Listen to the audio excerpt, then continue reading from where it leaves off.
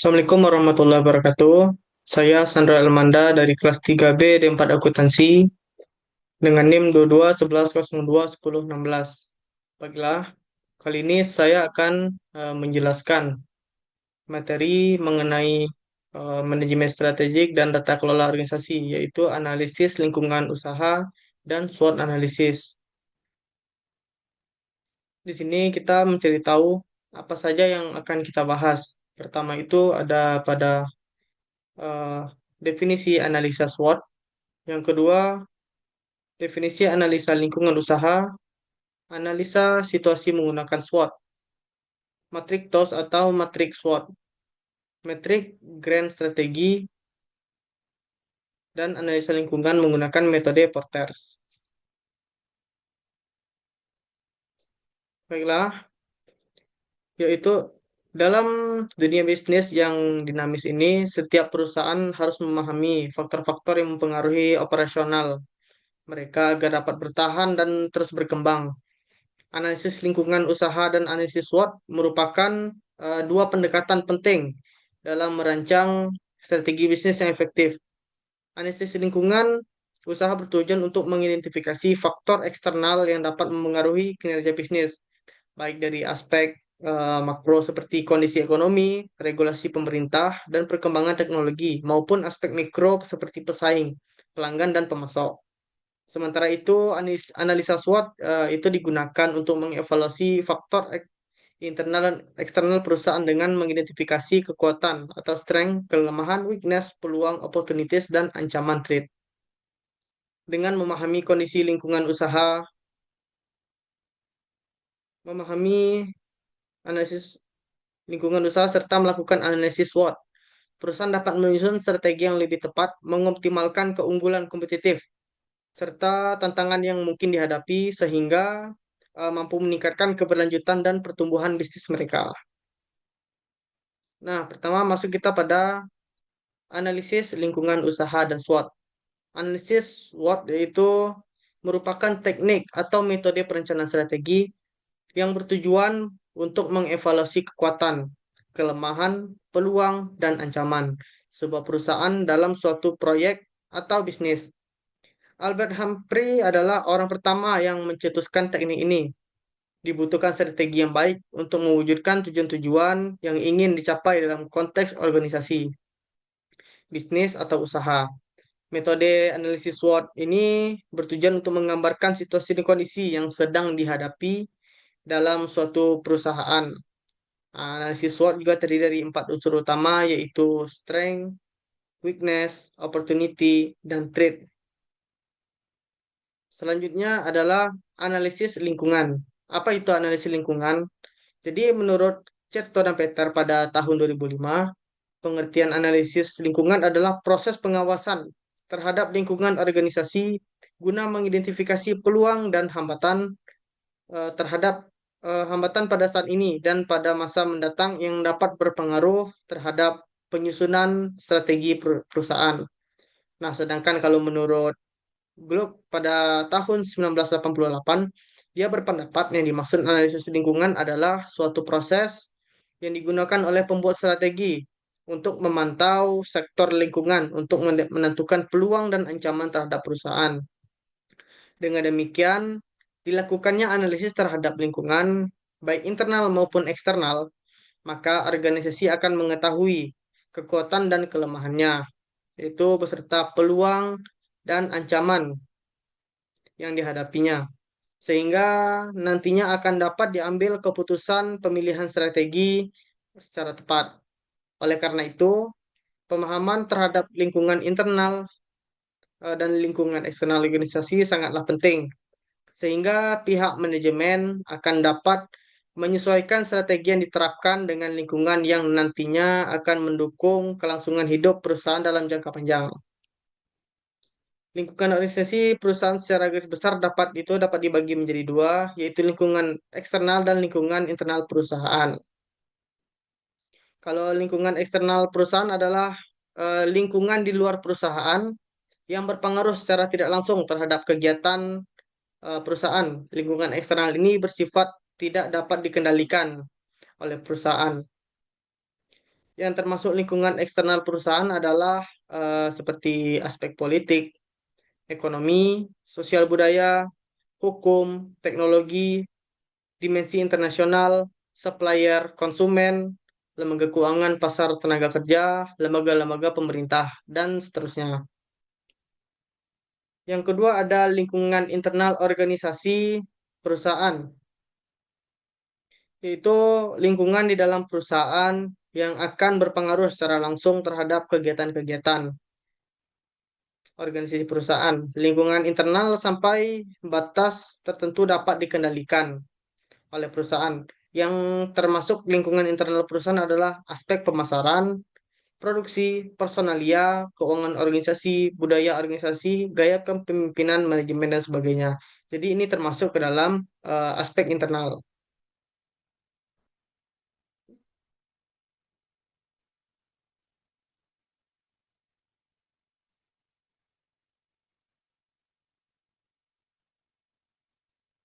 Lanjut adalah analisis kekuatan dan kelemahan pada aspek internal. Ini menurut Gaspers pada 2011. Yang pertama itu ada sumber daya keuangan, yaitu mencakup dalam kekayaan dari yang dimiliki suatu perusahaan tersebut.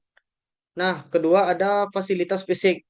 Ini mencakup kapasitas, kelayakan, atau lokasi di mana tempat suatu tempat perusahaan itu bertempat dan apakah layak suatu perusahaan tersebut.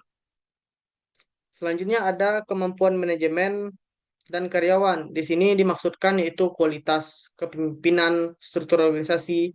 Jadi diketahui apakah pemimpin itu memiliki kualitas untuk membantu suatu karyawannya dalam untuk mendapatkan laba suatu perusahaan dan struktur organisasinya. Jadi struktur organisasi itu harus tepat dan sesuai dengan skill masing-masing.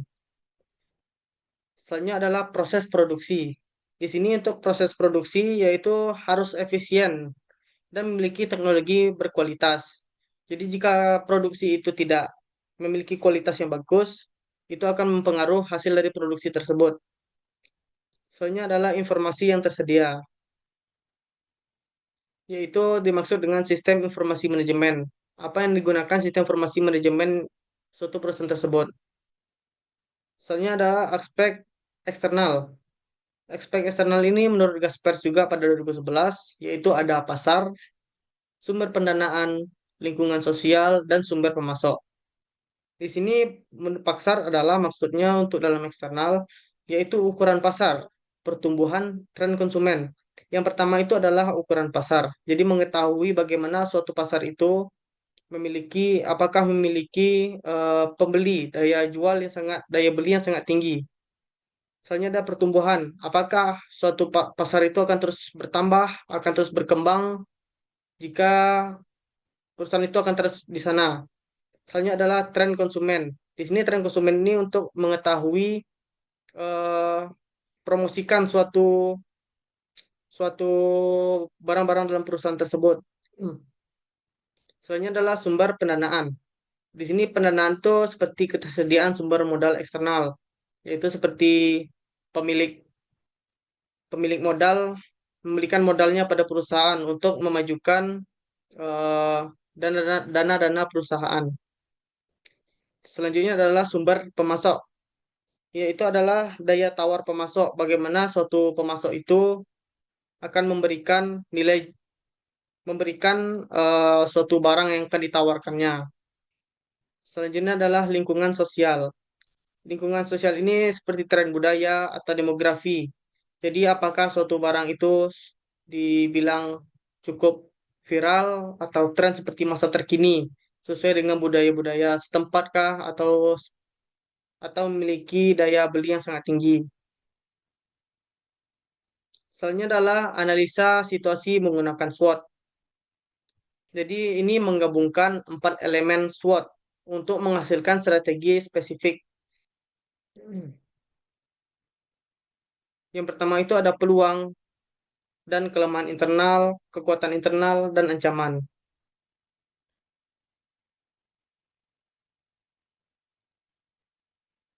Jadi analisa SWOT itu Ada identifikasi berbagai faktor secara sistematis untuk merumuskan strategi perusahaan.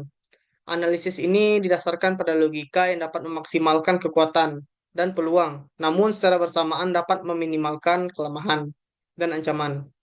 Proses pengambilan keputusan strategis selalu berkaitan dengan pengembangan misi, tujuan, strategi, dan kebijakan perusahaan.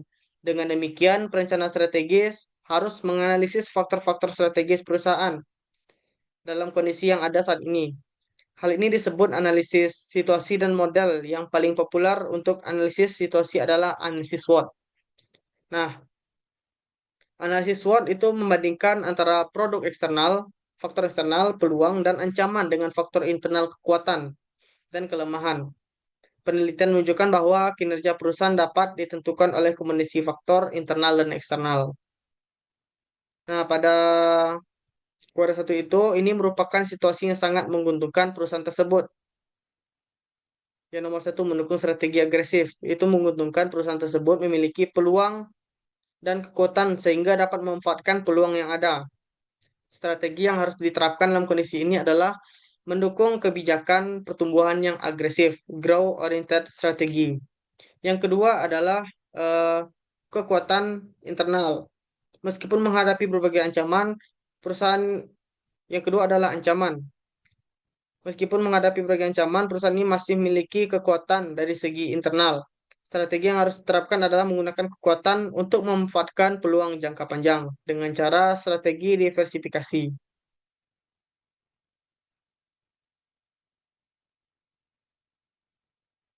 Yang ketiga adalah perusahaan itu menghadapi peluang pasar yang sangat besar.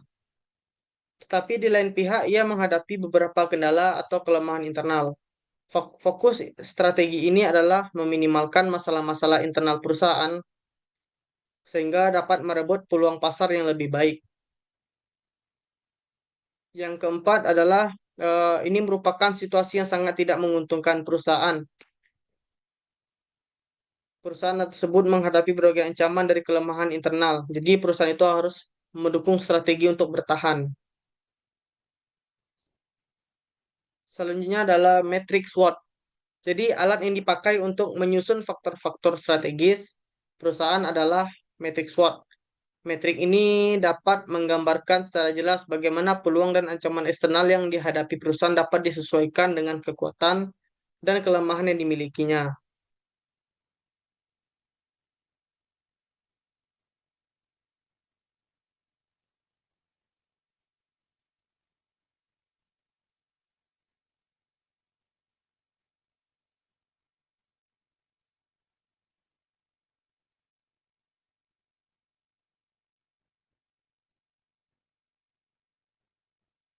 Jadi pada matrix SWOT ini, pada tabel ini, yaitu pada strength, itu menentukan faktor-faktor kekuatan internal. Kalau weakness itu menentukan faktor-faktor kelemahan internalnya. Jadi dia dengan opportunity dan threat. Kalau opportunity itu tentukan faktor-faktor peluang eksternal. Kalau threat tentukan faktor-faktor ancaman eksternal. Kalau strategi SO atau strength dan opportunity yaitu menciptakan strategi yang menggunakan kekuatan untuk memanfaatkan peluang,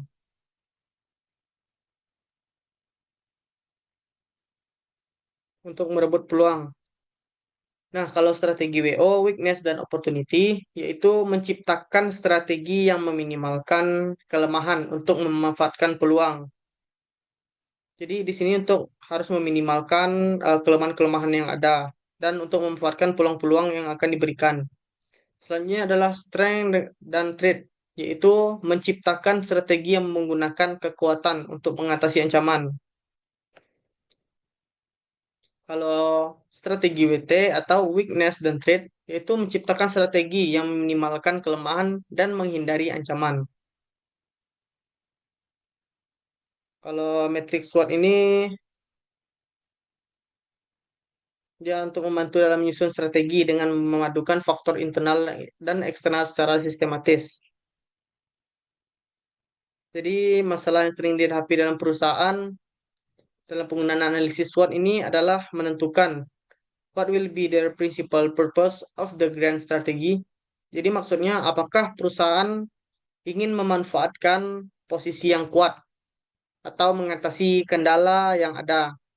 Nah, model ini lebih spesifik adalah menggunakan Grand Strategy Selection Metric.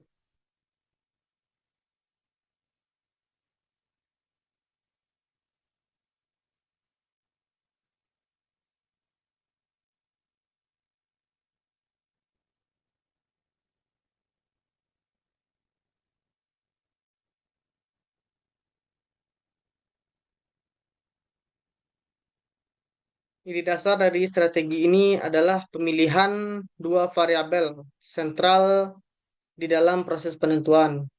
Yang pertama itu penentuan tujuan utama grand strategi. Yang kedua itu untuk memilih faktor-faktor internal atau eksternal untuk pertumbuhan dan profitabilitas. Nah, pada dasarnya semua alternatif yang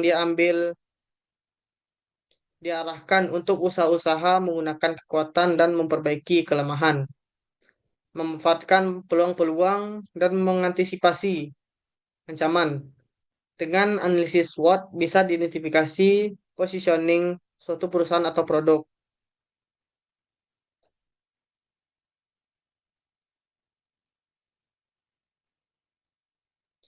Selanjutnya adalah analisis lingkungan menggunakan metode Porter, yaitu menggunakan Porter's Five Force. Nah, analisis industri menggunakan Five Force, 5 kekuatan Porter, merupakan alat yang digunakan untuk menganalisis daya saing dalam suatu industri. Model ini dikembangkan oleh Michael E. Porter pada tahun 1985. 5 kekuatan persaingan tersebut adalah ancaman pendatang baru, ancaman produk atau jasa pengganti, dan persaingan antar kompetitor exiting.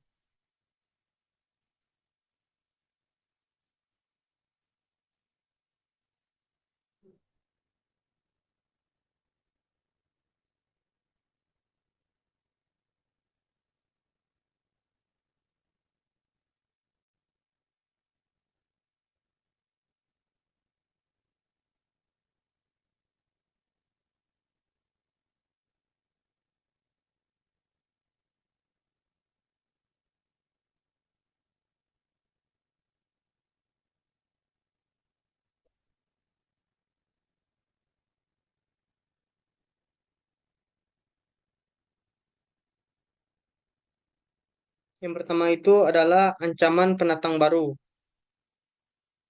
Kekuatan ini mengacu seberapa besar kemungkinan perusahaan baru untuk memasuki industri dan bersaing dengan pemain yang sudah ada. Beberapa faktor internal yang mempengaruhi mudah atau sulitnya rintangan memasuki industri adalah sebagai berikut. Cas, cas,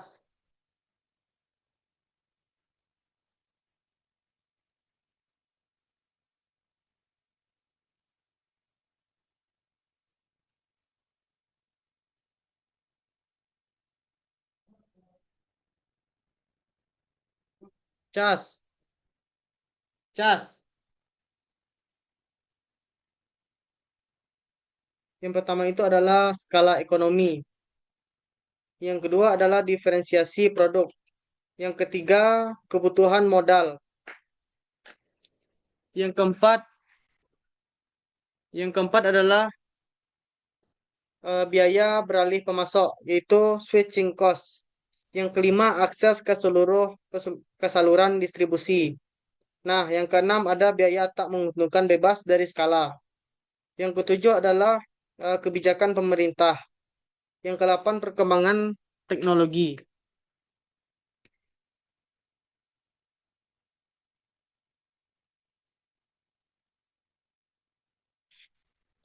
Selanjutnya adalah ancaman produk pengganti atau substitusi. Kekuatan ini berkaitan dengan adanya produk atau layanan lain yang dapat menggantikan produk yang ada dalam industri. Jika banyak alternatif yang lebih murah, ancaman produk akan tinggi. Hal ini dapat menyebabkan penurunan permintaan untuk produk yang ada, memengaruhi profitabilitas perusahaan tersebut.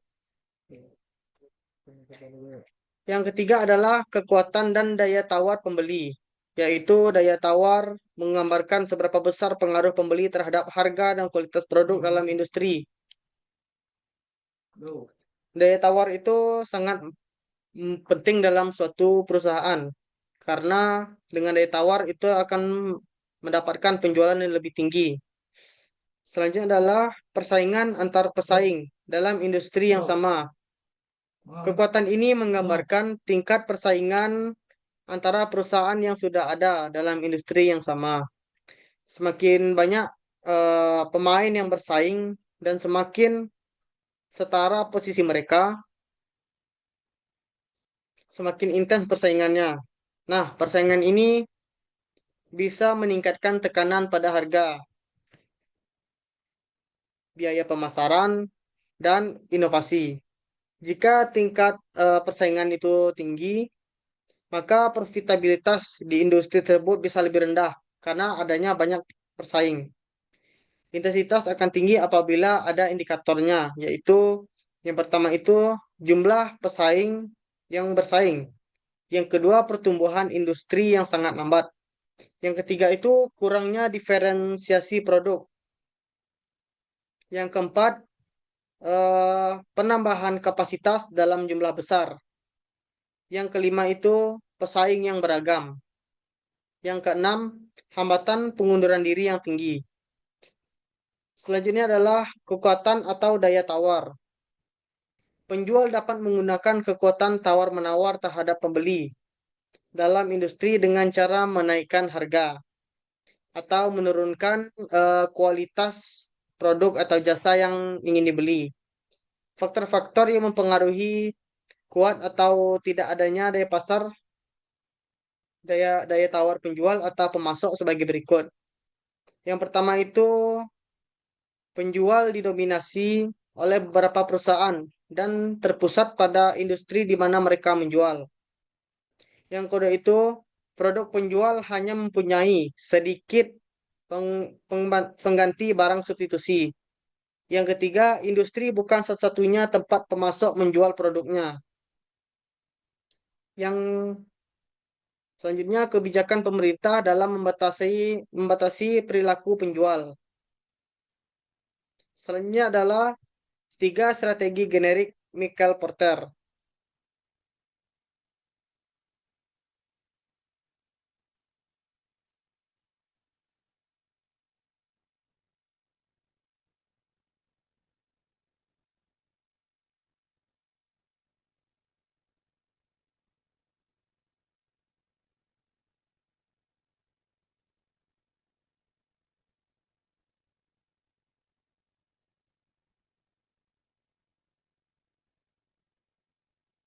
Tiga strategi generik Porter adalah pendekatan yang dikembangkan oleh Michael Porter untuk membantu perusahaan mencapai keunggulan kompetitif di pasar, yaitu ada strategi kepemimpinan biaya, atau cost leadership, strategi diferensiasi atau differentiation. Yang ketiga ada strategi fokus. Yang pertama itu strategi kepemimpinan biaya atau cost leadership. Perusahaan itu berfokus pada menjadi produsen dengan biaya terendah di industri. Dengan mengurangi biaya produksi, perusahaan bisa menawarkan harga lebih rendah daripada pesaing dan tetap memperoleh keuntungan.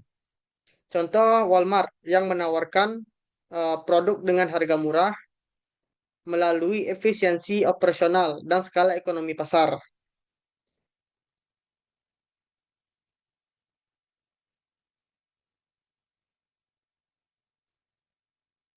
Selanjutnya, strategi diferensiasi differentiation. Perusahaan berusaha untuk menawarkan produk atau layanan yang dianggap unik atau berbeda oleh pelanggan, sehingga mereka bersedia membayar harga premium.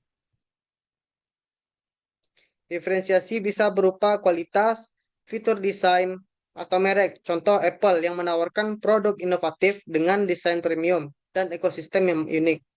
Yang ketiga adalah strategi fokus. Nah, perusahaan berfokus pada segmen pasar yang lebih kecil atau niche, baik dengan cara menjadi pemimpin biaya atau diferensiasi dalam segmen tersebut. Strategi ini cocok untuk perusahaan yang ingin mengkhususkan diri dalam kebutuhan pasar tertentu. Contoh, Rolls-Royce yang berfokus pada mobil mewah untuk pasar yang sangat terbatas. Nah, ini didapatkan kesimpulannya, yang itu analisis lingkungan adalah proses pengawasan terhadap lingkungan organisasi yang berfungsi untuk mengidentifikasi peluang dan hambatan pada saat ini dan pada masa mendatang yang akan berpengaruh terhadap penyusunan strategi. Nah, dalam menganalisis dan merancang strategi kompetitif, perusahaan itu perlu memahami berbagai faktor yang mempengaruhi tingkat persaingan dalam industri.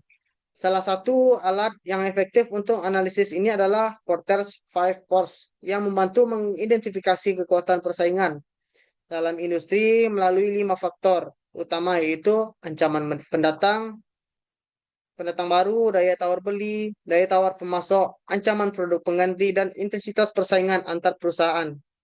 Setiap faktor ini memainkan peran penting dalam menentukan seberapa sulit atau mudahnya sebuah perusahaan untuk memasuki pasar dan bertahan dalam persaingan.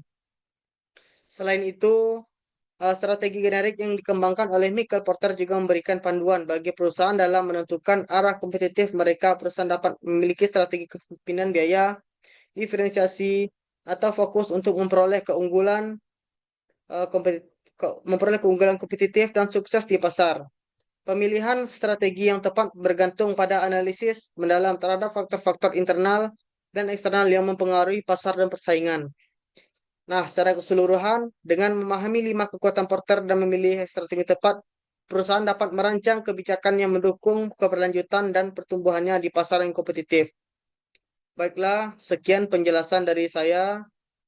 Terima kasih. Assalamualaikum warahmatullahi wabarakatuh.